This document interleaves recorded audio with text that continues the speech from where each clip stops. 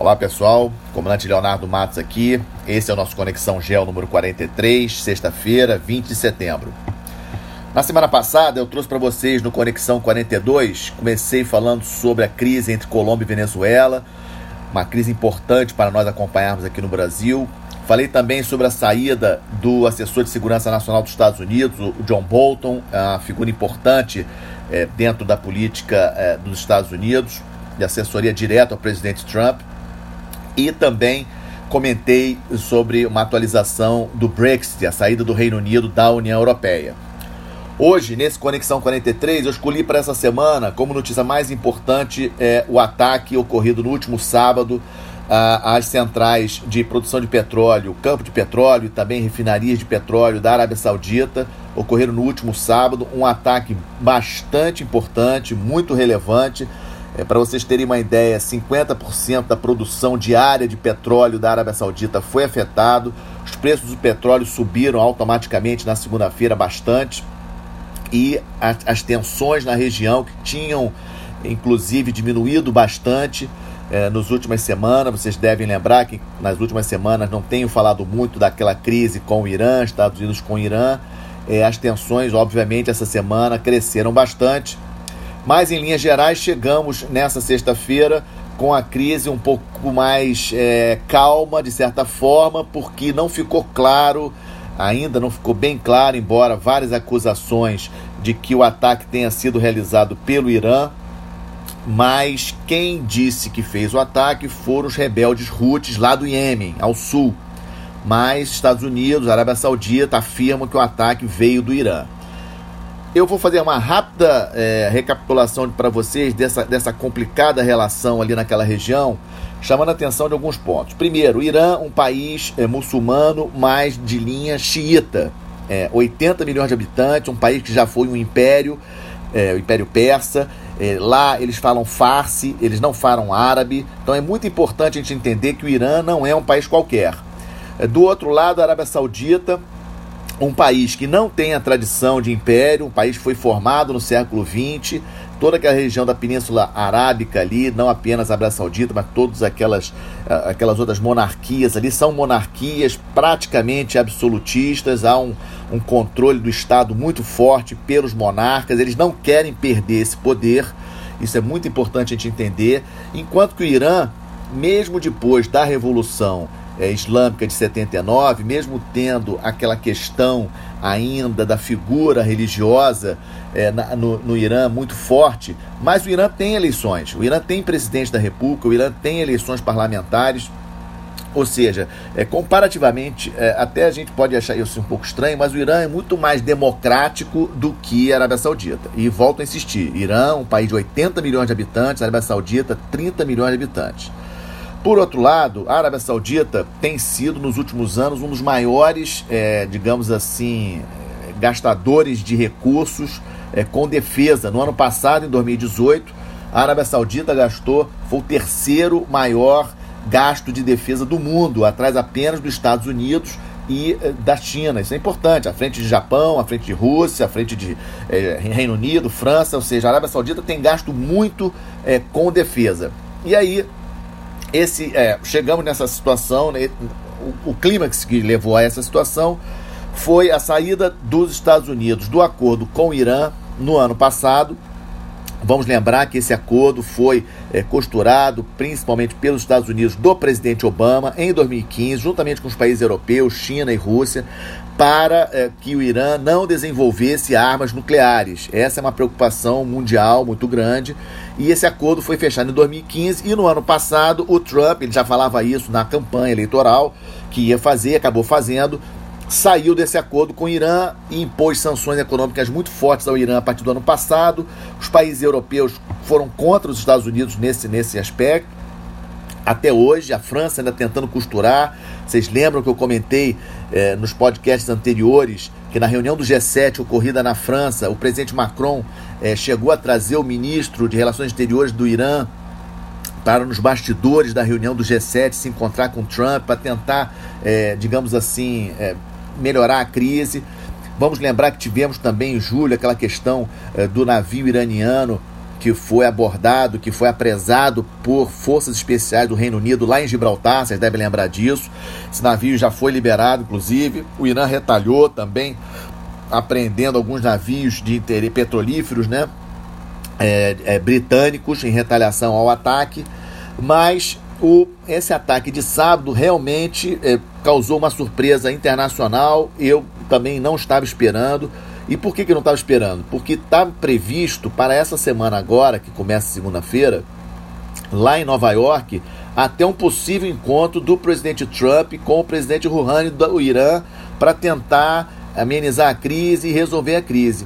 E aí eu aproveito o gancho para lembrar vocês uma coisa que eu tenho sempre falado aqui no podcast, que o Trump tem claro na cabeça dele que o problema dos Estados Unidos não é Oriente Médio, não é América do Sul, não é Rússia. O problema dos Estados Unidos é China.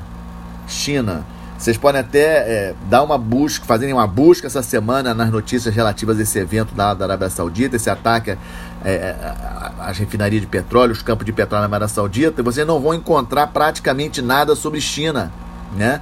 A China ali no Oriente Médio, no momento, ela é consumidora de petróleo, compradora de petróleo, é isso que está interessando para a China naquilo ali. E o Trump tem muita preocupação com a China, porque sabe que a China é o país que tem condições de desbancar os Estados Unidos como potência mundial, como a grande potência mundial. Isso a gente não pode perder de perspectiva. E aí, o ataque ocorreu no sábado, até agora nada, ou seja, não teve uma retaliação. O secretário de Estado Pompeo foi à Arábia Saudita, voltaram a acusar o Irã. Tem militares americanos lá, militares franceses também foram para a Arábia Saudita para tentar confirmar de onde partiu os ataques, mas o Irã diz que não partiu do Irã. Isso é um ponto muito interessante que vocês devem ter atenção. Como é que pode um ataque dessa magnitude sobre um país que ano passado foi o terceiro maior gasto em defesa do mundo e ninguém sabe exatamente, não tem provas concretas de onde partiu esse ataque, né? Então esse é um ponto importante que eu trago para a nossa reflexão. Como que até agora ninguém descobriu de onde veio esse ataque. Então, a Arábia Saudita já informou que provavelmente nas próximas semanas vai conseguir recuperar a sua produção de petróleo, não tem uma data exata. Logicamente, prejuízos, né, de maneira geral. O preço do petróleo subiu, mas já deu uma reduzida no final dessa semana. Mas a Arábia Saudita já confirmou que nas próximas semanas vai conseguir lentamente voltar aos níveis de produção anteriores de petróleo. Esse é um dado importante também. E nada até o momento de retaliação. Eu acho que vai depender muito de como o Trump vai se sentir pressionado, principalmente pelo seu público interno, dos Estados Unidos não mostrar fraqueza. Já que os Estados Unidos falam tanto em apoio à Arábia Saudita, os Estados Unidos não vão fazer nada? Será que dessa vez realmente os Estados Unidos não vão, pelo menos, fazer um ataque cirúrgico no Irã como uma resposta a esse ataque? Bom, primeiro eu acho que os Estados Unidos têm que comprovar para o mundo que o ataque partiu efetivamente do Irã. Uma coisa é ele ter partido dos rebeldes Houthis, são rebeldes naquela guerra civil do Iêmen, que nós já comentamos aqui em outros podcasts, e esses rebeldes Houthis realmente são apoiados pelo Irã, isso ninguém tem dúvida. Agora, se os rebeldes Houthis atacaram e o Irã ajudou eles a atacar, isso é outra história, mas os Estados Unidos precisam comprovar que realmente foi o Irã que atacou para poder fazer um ataque legítimo perante a comunidade internacional contra o Irã. Volto a insistir, não vejo nenhum sinal de invasão do Irã, como aconteceu no Iraque. Isso aí está totalmente descartado. Não acho que os Estados Unidos fará um ataque, digamos assim, de grandes proporções. O grupo de batalha do porta-aviões Abraham Lincoln permanece na região, mas o poder de ataque, digamos assim, dos Estados Unidos não indica nenhuma capacidade de poder efetivamente causar uma destruição total das forças armadas iranianas, por exemplo, algo do tipo. Mas não descarta a possibilidade dos Estados Unidos perpetrar um ataque pontual, alguma coisa simbólica. A Arábia Saudita quer muito isso, obviamente. Temos visto aí nos jornais da região os príncipes árabes falando muito sobre isso, da importância dos Estados Unidos mostrar força. Mas o fato é, esse ataque pegou todo mundo de surpresa e mostrou uma vulnerabilidade que não era esperada. Um ataque dessas proporções, causar um estrago dessas proporções, era uma coisa não esperada. Essa é a notícia mais importante da semana, sem sombra de dúvidas.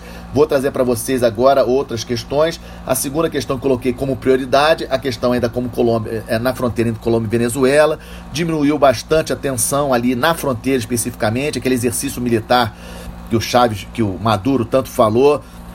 Quase nenhuma notícia essa semana. A Venezuela está numa situação econômica péssima, então obviamente não tem dinheiro nem para poder realizar um exercício militar realmente de grande monta. Foi uma certa fanfarronice do Maduro em termos de falar que 3 mil militares tinham sido mobilizados para a fronteira, etc., mas em termos concretos nada aconteceu. A grande expectativa com relação a esse tema na próxima segunda-feira, os ministros de Relações Exteriores do TIAR, o Tratado Interamericano de Assistência Recíproca, vão se encontrar em Nova York para decidir o que fazer efetivamente em relação à Venezuela. Muitas coisas estão em jogo, até mesmo bloqueio naval ou alguma invasão militar. Não acredito que isso aconteça, nenhuma ação militar deve acontecer, mas há uma expectativa muito grande, não apenas pela decisão dos ministros de Relações Exteriores dos países do TIAR nessa segunda-feira, dia 23, em relação à Venezuela, mas também pelo pronunciamento do ministro de Relações Exteriores da Colômbia, do próprio presidente colombiano, na ONU, na Assembleia Geral da ONU, mostrando provas concretas de que Maduro protege membros da guerrilha colombiana, das Farc, da ELN, dois grupos que são contrários ao governo da Colômbia, que estariam sendo protegidos pela Venezuela dentro do território venezuelano. Então vamos aguardar. A situação da economia venezuelana continua péssima, como já temos falado. Apenas a Rússia, um pouco da Repsol espanhola e também daquela cubana, a Cuba Metales, que tem transportado o petróleo da Venezuela para fora, né, do país. Para vocês terem uma ideia, os estoques de petróleo na Venezuela, inclusive, aumentaram agora em agosto. Os números indicam que os estoques de petróleo, porque eles não conseguem nem vender esse petróleo, né? Não conseguem nem sair do país, porque as empresas de transporte de petróleo, transporte marítimo, têm medo da retaliação dos Estados Unidos, né? Então está complicado até para o Maduro conseguir vender a única coisa que ele tem realmente de grande valor, que é o petróleo. E a situação, como falei, a situação interna, Maduro não vai na reunião da Assembleia Geral das Nações Unidas na semana que vem, porque está com medo, uma certa apreensão com possibilidade de um golpe de Estado dentro do país, como falei no Conexão da semana passada com mais detalhes. Então vamos aguardar a reunião da Assembleia, segunda-feira, muito importante, reunião do TIAR e o possível desdobramento em relação à Venezuela. Dentro da ideia de notícias militares que sempre trago para vocês, a Marinha Brasileira essa semana mandou nota à imprensa informando da intenção, da sugestão para o Ministério da Defesa que o Brasil retire o seu navio da Força de Paz da Unifil lá no Líbano até dezembro do ano que vem, 2020. Eu acho que a decisão da Marinha é acertada. O Brasil ganhou realmente, foi importante para o Brasil ter um navio lá presente desde 2011. Isso, obviamente, treinou os nossos militares para um ambiente quase real de combate, de guerra. Sabemos que o Mediterrâneo Oriental, aquela região ali do litoral do Líbano, é uma região muito perigosa. Também foi importante para mostrar a capacidade do Brasil de liderar um grupo-tarefa de navios de outros países, inclusive países não muito amigos, como é o caso de Grécia e Turquia, né? Nós temos um almirante brasileiro lá na Força-Tarefa, comandando a Força-Tarefa, e só que eu acho, e a Marinha Brasileira expressou isso em nota à imprensa essa semana, que nós devemos retrair um pouco para priorizar o nosso entorno estratégico, América do Sul, Atlântico Sul, costa ocidental da África e Antártica, e no caso específico acho que a Marinha do Brasil deve estar com um olho na costa ocidental africana, especificamente no Golfo da Guiné, uma região muito importante para nós, defronta aqui o território brasileiro, está aqui do outro lado, na África. Temos ali a Nigéria, país de maior população na África, país de 200 milhões de habitantes. A Nigéria deve ocupar a terceira posição mundial em termos de população até 2050, ultrapassando os Estados Unidos. Ali tem muito petróleo, há muitos interesses de países, não apenas os europeus, mas também China e Índia. E eu acho que o Brasil realmente deve direcionar um pouco mais os seus esforços para essa região, de presença nessa região. Achei bastante coerente essa decisão da Marinha do Brasil, assessorando o Ministério da Defesa em relação à saída do navio até 2004. O que estamos de olho agora é nos eventos que vão ocorrer a partir de amanhã. Neste sábado chega aos Estados Unidos o primeiro-ministro da Índia, o Narendra Modi. Muito importante essa visita. Ele vai antes, chega agora sábado, fica para a Assembleia Geral da ONU, que começa na segunda-feira. Os discursos principais começam na terça-feira. O discurso do presidente Bolsonaro previsto para terça-feira, dia 24, e aí também dos outros líderes dos países, a partir de terça-feira, 24. Mais a visita do primeiro-ministro Narendra Modi, importante. Deve começar agora sábado. Índia não é um país qualquer, sabemos disso. Também estamos de olho na questão das eleições em Israel, resultado das eleições, praticamente um empate entre o partido do atual primeiro-ministro Benjamin Netanyahu em relação ao Benny Gantz, que é do outro partido de oposição. Mas tudo indica que o Benny Gantz deve ser o próximo primeiro-ministro, já foi chefe do Estado-Maior das Forças Armadas de Israel, nunca foi político. E eu vejo isso com bons olhos. O presidente israelense, no domingo, deve fazer uma reunião com os líderes dos partidos para chegar a uma conclusão, tomar uma decisão se terá outra eleição ou se vai, digamos assim, passar para o Benny Gantz para que ele construa uma coalizão e forme um novo governo e seja o primeiro-ministro. Então estamos de olho nessa situação de Israel. Obviamente preocupados, sempre de olho na situação de Hong Kong, lá na China. É um ambiente também muito importante. Nós já temos falado nos outros podcasts. 1º de outubro teremos as grandes comemorações dos 70 anos da criação da China, da nova China, da China comunista, né, 1949, 2019. E também bastante preocupados com a situação na Argentina. A Argentina terá eleições agora no dia 27 de outubro. A situação econômica na Argentina é muito ruim. O presidente Macri tentando, com novas medidas populistas, melhorar um pouco a sua situação, mas tudo indica que o Alberto Fernandes deve ser o vencedor nas eleições no dia 27 de outubro. Vamos aguardar. Eu acho que para a estabilidade da região, eu acho bastante preocupante. Mas devemos ter, o governo brasileiro deve ter bastante maturidade com relação a essa situação na Argentina. A Argentina é um país importantíssimo para o Brasil, nosso aliado aqui na América do Sul, Mercosul, etc. Então, quem é que vem a ganhar na Argentina, temos que olhar a situação como uma questão de Estado. Bom, esse foi o nosso Conexão GEO número 43. Eu desejo a todos um bom final de semana, uma boa semana. Voltamos a nos falar na próxima sexta-feira. Obrigado.